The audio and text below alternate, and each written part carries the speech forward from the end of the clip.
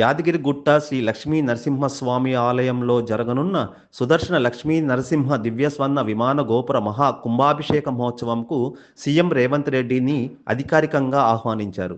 మంత్రి కొండా సురేఖ, సిఎస్ శాంతికుమారి, ప్రభుత్వ విప్ బీర్ల ఐలయ్య, దేవాదాయ శాఖ కార్యదర్శి శైలజ, ఆలయ ఈవో అర్చకులు ముఖ్యమంత్రిని కలిసి గురువారం జూబ్లీహిల్స్ నివాసంలో ఆహ్వాన పత్రిక అందజేశారు. धान्यं धनं वशुं बहुपुत्रदान्द्रिय आयुष्येवेन्द्रिये प्रतिष्ठति पूर्ण कृपाकटाक्ष सिद्धिरस्तु राजमुखे राजद्वारे सर्वदा सर्वकार्येषु दिग्विजय प्राप्तिरस्तु मनोभीष्ट फल सिद्धिरस्तु।